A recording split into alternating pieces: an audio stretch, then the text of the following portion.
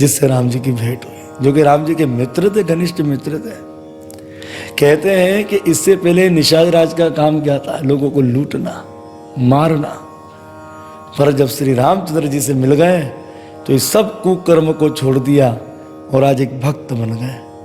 इसी तरह हम भी जब प्रभु राम जी से जुड़ेंगे तो हम भी जो लोगों को लूट रहे हैं, ठग रहे हैं, ये सब कुछ हमारे पास से भी खत्म हो जाएगा और हमें भी वही समर्थ, वही शक्ति हमें प्राप्त हो जाएगी जो निषाद राज को प्राप्त हो गई। अब महाराज भगवान श्री रामचंद्र जी को निषाद राज ने कहा, प्रभु आप अयोध्या के राजा नहीं हुए तो क्या हुआ, आप हमारे श्रृंगीपुर के राजा हैं महाराज, चलिए हमारे नगर में। भगवान ने कहा, देखो हम नगर में जा नहीं सकते, हम सन्यासी हैं, हम यहीं गुजार देंगे। तो शीशम का पेड़ था, पत्तों का आसन बनाया, अपनी प्रिय पत्नी के संग प्रभु रामचंद्र जी वहीं पर आराम कर रहे हैं। निषाद राज जी भगवान को देख देख कर आंखों से आंसू बहा रहे हैं और देवी कैकेयी को बुरा भला कहने लगे। लक्ष्मण जी बगल में ही खड़े थे। लक्ष्मण जी ने कहा कि इस प्रकार से कैकेयी मैया के विषय में ये जो बुरा भला कहेगा, इन्हें तो अपराध लग जाएगा, क्योंकि अंतर्यामी जब कह दिया राम जी को तो अंतर्यामी क्या करना चाह रहे हैं वो लक्ष्मण जी को सब पता था कि अगर ये मेरी माता कैकेयी को बुरा भला कहने लग जाएगा, इस पर तो पाप चढ़ जाएगा, क्योंकि राम जी की अपनी ही तो इच्छा है वन में आने की, और वो इच्छा को पूर्ण किसने किया, वो सेवा किसने की, माँ कैकेयी ने की है। ये तो उस समय जो है लक्ष्मण जी ने सुंदर ज्ञान का उपदेश दिया, किसे, निषाद राज को, कि हम अंतर्यामी है, ये तो लीला करने के लिए आए, राक्षसों का वध करने आए, ये तो जगतनाथ प्रभु है। केवट ने सुन लिया, बोले जगत का नाथ आ गए यहाँ। अब महाराज सुबह हुआ, सुबह वट वृक्ष जो था ना, वट वृक्ष, उस वृक्ष के दूध से भगवान के बालों को धुलाया गया, लक्ष्मण जी के बालों को धुलाया गया। क्या भगवान के घुंघराले बाल थे, उनमें लठाएं पड़ गई, और सुमंत्र जी जो ने देख देख कर रो रहे थे, आंसू बहा रहे थे कि जो प्रभु के जो घुंघराले बाल थे, आज ही क्या दशा हो रही है, अपने आप को संभाल नहीं पा रहे थे। उस समय प्रभु रामचंद्र जी ने सुमंत्र जी से कहा कि सुमंत्र जी आप अयोध्या जाएं। बोले मैं तो प्रभु आपको छोड़कर नहीं जाऊंगा। तो सुमंत्र जी को राम जी ने कहा कि तुम्हें मेरी सौगंध है, तुम जाओ, अगर तुम अयोध्या नहीं जाओगे तो पिताजी को पता कैसे लगेगा कि मैं उनके वचन को पूर्ण करने के लिए आगे जा रहा हूं, आप जाइए। उस समय लक्ष्मण ने कठोर वचन कहे कि खेदना दशरथ जी से, मैं आकर वध कर दूंगा, उनका राज्य ले लूंगा। तो इस तरह बहुत कठोर वचन कहे लक्ष्मण जी ने, राम जी ने। ये बात हमें शिक्षा लेनी चाहिए। भगवान राम ने सुमंत्र जी को कहा कि जो बात लक्ष्मण ने कही है वो आप दशरथ महाराज जी से मत कहना। बोले ठीक है। तो सुमंत्र जी जो है वो विदा हो गए, कहाँ के लिए, अयोध्या के लिए। वो प्रभु राम जटाधारी हो गए, बड़ी बड़ी बड़ी जटाएं थी भगवान की, ऐसे सुंदर भगवान। तो अब जो केवट था उसने तो राम जी की महिमा को जान ही लिया था रात्रि में, जब लक्ष्मण जी और निषाद राज में बातचीत चल रही थी। तो केवट ने रात्रि के समय ही निषाद राज को कह दिया कि सवेरे मेरी नौका के अन्यथा किसी की नौका नहीं होनी चाहिए। बोले भाई ठीक है, नहीं होगी। अब सवेरा हुआ तो भगवान को जो है वो गंगा पार करनी है, केवट आ नहीं रहे। मांगी नाव ना केवटु आना, मांगी नाव ना केवटु आना,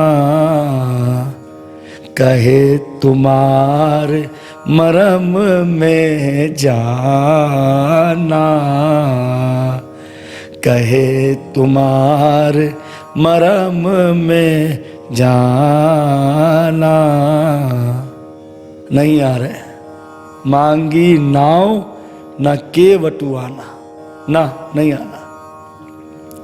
राम जी ने फिर निषाद राज जी बोली तो मुझे अपमानित कर रहा है, रात्रि में कह रहा था मेरी नौका कहना था, किसी की नौका नहीं होनी चाहिए, और यहाँ प्रभु नौका मांग रहे तो ये तो आ ही नहीं रहा है। तो भाई राम जी ने बोला क्यों नहीं आ रहे? बोले मैं तुम्हारे मर्म को जानता हूं। लो, गीता में वही राम कहते हैं कि मैं भूत जानता हूँ, भविष्य जानता हूँ, वर्तमान जानता हूँ। अर्जुन, मैं सारे जीवों को जानता हूँ पर मुझे कोई नहीं जानता।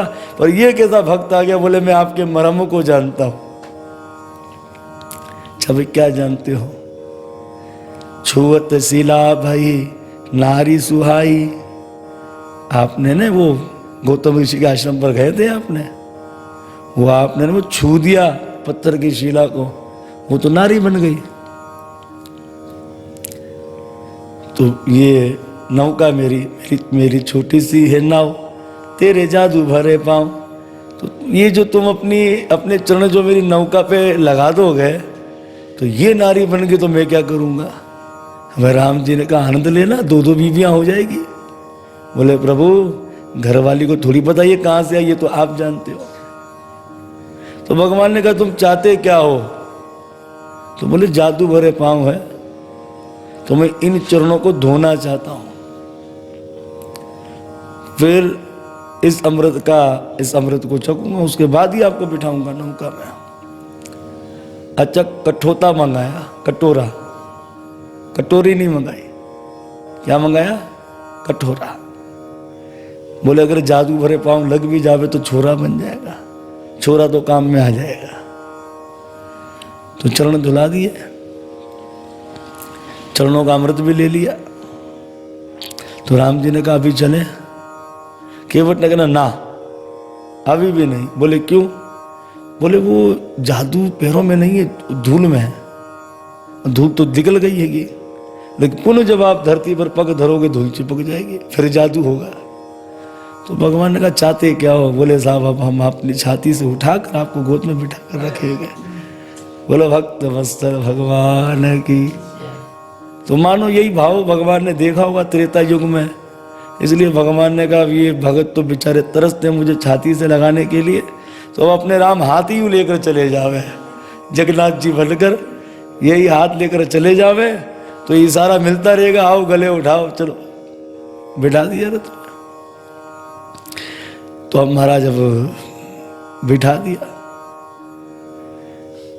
अब महाराज हुआ ये कि जिस समय केवट जी पग धुला रहे थे, उस समय भगवान श्री रामचंद्र जी ने सीता मैया को देखा, लक्ष्मण जी को देखा, देखकर मुस्कुराए। कर लो अब, आज क्या कर लोगे? कहते हैं ये केवट पिछले जन्म में राजा भद्रपद था। किसी अपराध के कारण राजा भद्रपद जो है केचुआ बन गया, पानी में घूम रहा था, चमचमाते हुए भगवान के पग दिखलाई दिए, विचार किया चलो थोड़ा चरण को संस्पर्श कर ले। तो मुस्कुराए भगवान सीता जी को, लक्ष्मण जी को मुस्कुराए, तो मानो इस दिन की बात को याद कर रहे हैं। ये बताओ आप हुआ क्या? ये बेचारा केचुआ आया चरणों को छूने के लिए, तो सबसे पहले कौन है? शेष जी बैठे रहते हैं, देख लिया राजा भद्रपद इस केचुए को, दे उठाकर दूर फेंक दिया, मेरे होते हुए तू आगे आएगा? तो राम जी बोलता लक्ष्मण अब रोक ले। अब सीता जी को देखकर मुस्कुराए, इसका क्या कारण है? जैसे तैसे ये कछुआ फिर आया, शेष जी को तो इन्होंने आंख में चोली हो गई शेष जी से। अब आगे बढ़ा जैसे तैसे कर कर, तो लक्ष्मी जी पग दबा रही थी, लक्ष्मी जी ने कहा कछुआ आ गया, उठाकर फेंक दिया। कौन है लक्ष्मी जी? सीता जी। तो राम जी ने इशारा किया, उस समय तो फेंक दिया, फेंको इसको उठाकर, इसलिए मुस्कुराए। और दूसरा कारण ये भी है कि होली का उत्सव था, लक्ष्मण जी बड़े उदास। राम जी ने कहा बेटा क्या हुआ? बोले भैया जब से भाभी जी आई है ना, मैं आपके चरण दबा नहीं सकता, सेवा नहीं कर सकता, मेरी सेवा ही ले ली भाभी जी ने। तो राम जी ने कहा चिंता करने की क्या बात है, अरे आज होली का उत्सव है, और होली के उस समय भाभी जी तो कुछ ना कुछ उपहार देती है देवरों को, तो मांग लेना चरणों की सेवा। बोले ठीक है भैया। सीता जी मुस्कुरा रही थी, सब देवरों को कुछ ना कुछ उपहार, क्योंकि बड़े लोग छोटों को कुछ ना कुछ देते हैं। लक्ष्मण का समय क्या चाहिए? बोले भाभी जी मुझे तो चाहिए राम जी के चरण सेवा। सीता जी को धे चक्कर आए, धर्म कर कर गिर गई। फिर राम जी ने कहा लक्ष्मण जी तुमने क्या कह दिया जो मूर्छित ही हो गई? बोले भैया जैसे आपने बताया था मैंने तो वैसे ही कह दिया। अरे राम जी ने कहा ढंग से तो कहता। बोले क्या? बोले तुमने कह दिया चरणों की सेवा, तुम्हें ये कहना था कि भाभी जी एक चरणों की आप सेवा कर लेना, एक चरणों की सेवा मुझे दे दो। तो आज जो है राम जी माँ सीता जी से लक्ष्मण जी से कह रहे कि उस दौरान तो तुम दोनों में बड़ा झगड़ा चल गया था, पर आज तो तुम दोनों को ही लेकर चला गया। ये दोनों चरणों को क्या किया, इसने धो दिए, ले लिए दोनों चरण। कभी कभी जो ना मूर्ख मूर्ख शिष्य भी गुरुदेव को खंडित कर देते हैं। एक गुरुदेव के चेला थे, दोनों चेलों में लगती नहीं थी। अब आए दिन झगड़ा चलता था। अब एक चेला जो है वो जो पग दबावे, दूसरा बोले गुरुदेव इसको हटाओ मैं दबाऊंगा। एक दिन भाई गुरुदेव ने तंग आकर अपने दो हिस्से कर दिए। दो हिस्से मतलब हे आधी सेवा तेरी आधी सेवा तेरी। अब उन्होंने क्या अधिकार कर लिया कि सीधे अंक पर मेरा हक है गुरु का, उल्टे अंक तेरा, सीधा मेरा उल्टा तेरा। अब एक दिन क्या हुआ कि शिष्य तो चले गए, गुरुदेव के खराटे बजाकर सो रहे होंगे। अब वो सीधी टांग कहीं उल्टी जगह पर आ गई। अरे चेले ने कहा देख तेरा अंग मेरी तरफ चला गया आएगा। गुरुदेव ने यहां करवट ली, सीधा अंग उल्टी तरफ, देख तू उधर को जा रहेगा। उठाया डंडा, दे मारने लग गए। बताओ ऐसे मूर्ख शिष्य होंगे, वो चेले को खंडित कर दिया इन्होंने, पंडित से खंडित कर दिया। तो लिहाजा यहाँ पर हमें शिक्षा लेनी चाहिए कि हंस रहे भगवान देखकर कि तुम दोनों के चरणों की सेवा ले ली है। राम जी से पूछा जाए वामन अवतार में तो सब कुछ नाप लिया था। एक पग में पाताल तल अतल सुतल लोक को नाप लिया, दूसरे पग में भूर भुआ स्वा जन्मा सत्य लोक को नाप लिया। तो ये गंगा को पार करने में क्या तुमको क्या जरूरत है नौका की, पार कर लो। राम जी बोलते बात सुनो, मैं सब कुछ नाप सकता हूं, और भक्तों की भक्ता ही नहीं नाप सकता। छोटे हो जाते हैं भगवान। बलि महाराज ने कहा ना तीसरा पग मेरे सर पर रख दो, क्या हुआ विराट रूप छोटा। अगर देखा जाए कि एक पग में जिन्होंने पूरे पाताल को नाप लिया, दूसरे में पूरे स्वर्ग को नाप लिया था, 7 स्वर्ग को, पर वो दोनों का मुकाबला किसका हुआ? बलि महाराज का सर कितना बड़ा बताया गया है। तो भक्तों की भक्ताई में नहीं नाप सकता। इस तरह से भगवान श्री रामचंद्र जी आगे बढ़े। हरे कृष्णा कृष्णा कृष्णा हरे हरे, हरे राम राम राम हरे हरे। भगवान रामचंद्र जी गंगा पार की और अब भगवान आगे बढ़े भरद्वाज मुनि के आश्रम पर, जहाँ पर हम गए तो दर्शन करने के लिए। तो भरद्वाज मुनि के आश्रम पर गए तो भरद्वाज मुनि बड़े प्रसन्न हो गए। जय हो प्रभु।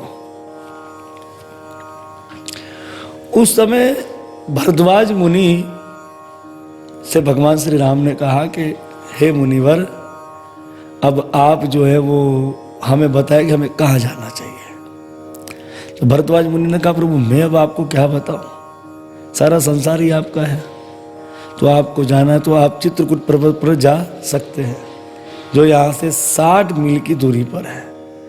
और अब प्रभु जो है चित्रकूट की यात्रा पर जा रहे हैं।